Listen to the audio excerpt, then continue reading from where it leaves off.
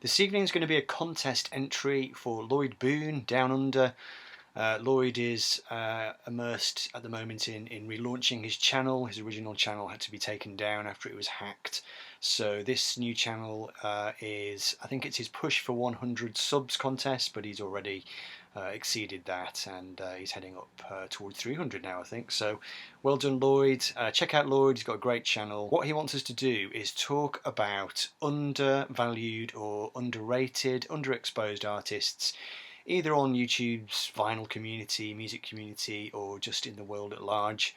I thought this was quite an interesting topic. I think I'm probably guilty on my channel of spending too many videos talking about the big major artists that everybody knows about. I do try and talk about the lesser known people sometimes. You know, I've done videos on Thomas Dolby, The Motors and Squeeze, you know, some of these underdog bands and artists, but I do talk a fair bit about the Beatles and Paul McCartney and Pink Floyd and that kind of thing. So this is a nice opportunity to show some different stuff. And so there's two stages to this contest. The first thing that Lloyd wants us to do is to show artists that he showed in his video. He showed, I think it was maybe 9, and he just wants us to show as many as we've got or as many as we want. I don't have a full set, but I do have a fair few things to show quickly. So the first one is Carly Simon. Don't remember which album Lloyd showed, but I've actually got 3 to show for Carly.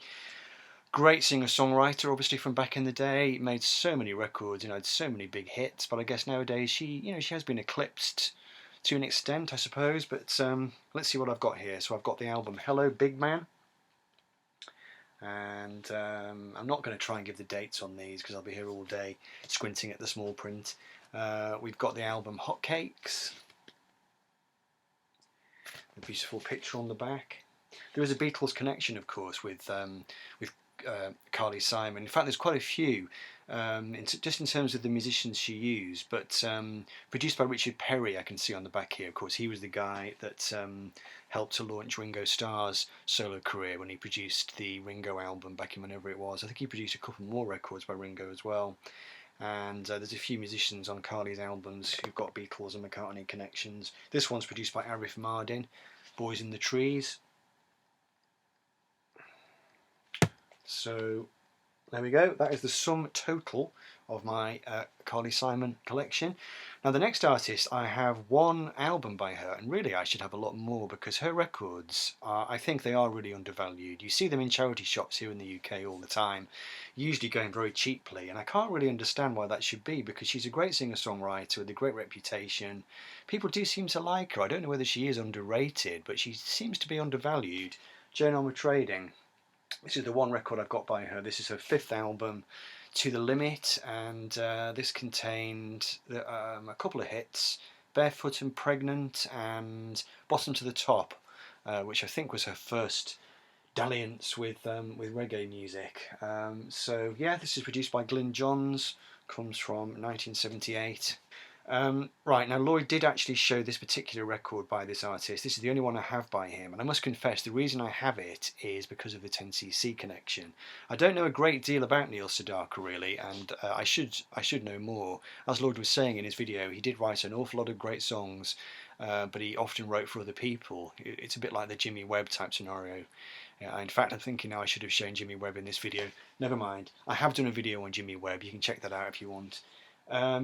Yes, so this is the album Solitaire by Neil Sedaka. This is the one that he did with a couple of the guys who were going to be in 10cc. So the recording engineer was Eric Stewart. It was recorded at Strawberry Studios in Stockport, which was the studio owned by 10cc, and the record features Kevin Godley on drums and vocals, Lol Cream guitar vocals, and Graham Gouldman on bass and vocals. So in fact it is all of 10cc, just that Eric Stewart is in the production chair. So there we go. I'm sorry about the glare, we've got some reflection going on here. Neil Sedaka and Solitaire, which is a good little record. Now this one, Lloyd did show this record, and I keep meaning to do a video on this particular album, and I will do it at some point. This is Endless Flight by by Leo Sayer, and I've just noticed on the back also produced by Richard Perry, so his name has cropped up again. So this record belonged to my mum, actually. My dad bought it for her back in about 1978. Came out a bit earlier than that though. I think it came out in about 1976. And I must confess I really didn't like it as a kid. I really didn't like the sort of squeaky vocals on "You Make Me Feel Like Dancing." My mother loved the song "When I Need You," and I like it now, but back when I was a kid I found it too much of a kind of weepy, soppy kind of song. I have gone back to this record in more recent times, and I've been surprised actually at how much I've enjoyed it and just how many great people are on it. A real all-star cast of musicians, just all kinds of amazing musicians on here, and quite a few good, interesting cover versions. So I will do a video on it at some point, but this could be the most unwanted record in the world. You see so many copies of it in charity shops. It's not unusual in the UK to find multiple copies of this album in cardboard boxes, all going for 50p a shot. So something happened with Leo. He was very popular, and then all of a sudden not quite so much. This is the obvious record by this artist. Lloyd showed a different one. I must confess, Tapestry is the only record that I've ever picked up by Carole King. Absolutely think it's a fantastic record. I just haven't got round to exploring the rest of her work, so that's my bad. And then the final one that I've got here, there were three artists that Lloyd showed that I don't have anything by. Actually, one of them was the Hollies. I do have two Hollies records. I cannot find them. I must have misfiled them, or they might be back at my mum's house. I just don't know where they are. Couldn't show the Hollies. Couldn't exactly show Linda Ronstadt. I did have a couple of Linda records, but I'm afraid I purged them. I don't think they were in very good condition. So I'll show this one. This is the Trio album, which is a great record. Of course, this is Linda Ronstadt, Dolly Parton and Emmylou Harris. I think they did two of these records, didn't they? I picked this one up from a charity shop a couple of years ago for next to nothing, and it's one of the best sounding records in my collection. It's tremendous. So there we go. Linda Ronstadt, there she is, in the middle. So those are the artists that Lloyd picked out as being underrated, undervalued. So let's get down to mine. So I'm going to whip through these, not going to take too long over it, don't want this video to be too long. I'm going to start with a few CDs actually. And the first one is an artist who I think is a great songwriter. I have three of her albums, all of them on CD. There was a Squeeze connection, which is how I first got into her. In fact, she was involved in Squeeze's Unplugged MTV video, which I've got a feeling was the first ever Unplugged that MTV ever showed. Amy Mann. Really great American singer-songwriter, very distinctive, quirky, quite Squeeze-like actually. Quite introverted lyrics. She's got a bit of an angle on the world really. She's been suffering from ill health for a long time, but her records are very consistent. She seems to be a very consistent songwriter, and we don't really hear too much about her here on YouTube. This is a band that were quite big back in the 90s, and I'm surprised at how little I hear about them here on YouTube. This is Pavement, and this is their final album actually, Terror Twilight, which was the one that I got really into back in the 90s. I don't think this album is particularly well regarded by Pavement fans. I think it's kind of seen as being a bit of a Stephen Malcolmus solo record really, but I think it's a fine record. I have all their stuff on CD, and when COVID broke out, I actually caught COVID. I caught COVID twice. I think it was the first time, no, it was the second time I caught COVID. I was quite poorly, and I sat in a sweat listening to all my Pavement CDs in order of release, and it was quite an interesting experience. They've got a certain sound. I guess they came to define that kind of alt rock thing in the 90s, and Blur were very influenced by them, but nobody really seems to talk about them. I know John at Digital Gramophone likes them, but I don't really hear many people talking about them. Same for this band actually, Eels, Mark Everett's band, again a kind of alt rock band from the 90s. The Thinking Man's Nirvana, I always thought of them as, and I have most of their records on either vinyl or CD. And this is Daisies of the Galaxy, which is maybe their third or fourth album. Very, very downbeat, very introverted lyrics. Mark Everett, an incredibly interesting man. His father, let me get this right now, his father I think discovered or invented the concept of parallel universes. He was a quantum physicist, I think, something like that. Mark Everett's early life was troubled with lots of traumas and lots of deaths in the family and all kinds of awful things going on, and he kind of poured it all into his songwriting. Again, like Amy Mann, quite an interesting perspective on things, quite distinctive. Sean Colvin, a female singer-songwriter that we don't hear too much about. This is her album, A Few Small Repairs, and I've got 3 or 4 albums by her. Really, really nice. Don't hear too much about her. And then this guy, this is a CD that I like to bring out at Christmas. Paul Carrack, obviously, he was the voice of Mike and the Mechanics most famously, but he'd been in Squeeze also, and he started out his career in the band Ace, and he's the voice that sings that great song How Long, Tempted by Squeeze as well. But he's done some great stuff solo as well, his own songs, and he does some covers. But this is a really, really nice best of CD, which is worth picking up. We don't hear too much about Paul. And then I've got a few records to show, so let's just whiz through these quickly. This guy, I picked up a record by this artist in an antiques place about 3 years ago, and since then I've been looking for his records. I've not found any more. I've streamed a few, and he seems to be an absolute genius. His new album, I think is called Oh Sun Oh Moon, is fantastic. It could be my favourite release of 2023 so far, but this is the only record by him that I have so far.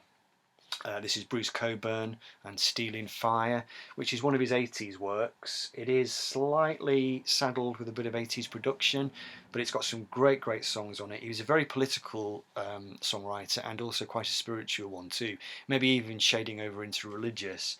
But this album contains the great song Lovers in a Dangerous Time, which is the opening track on side 1, which is brilliant. And then on side 2, a really, really dark song, which is brilliant, called If I Had a Rocket Launcher. Great album. I would love to stumble into the path of some more of Bruce's records, but they don't seem to be highly available here in this country. Smokey Robinson, who had a really nice album out this year. I don't remember the name of it. I have streamed it a couple of times. Really nice. One of the American greats, obviously. Bob Dylan called him, what was the quote, America's finest living poet, I think that was back in the 1960s. Be honest, how many people do you see showing Smokey records? This guy, what a complete legend in the world of music, but we don't hear too much about him. Leon Russell, who obviously works with all kinds of people, Joe Cocker, George Harrison, Elton John. He always seemed to be in the shadow of somebody else, but he made some great records. He was a very talented musician, and this is his album Carney, which came from, I don't know when, 1972 actually, quite early. Produced by Denny Cordell, I see here, and Leon Russell. Nice picture of Leon outside a caravan there. So yeah, I don't think we hear too much about Leon.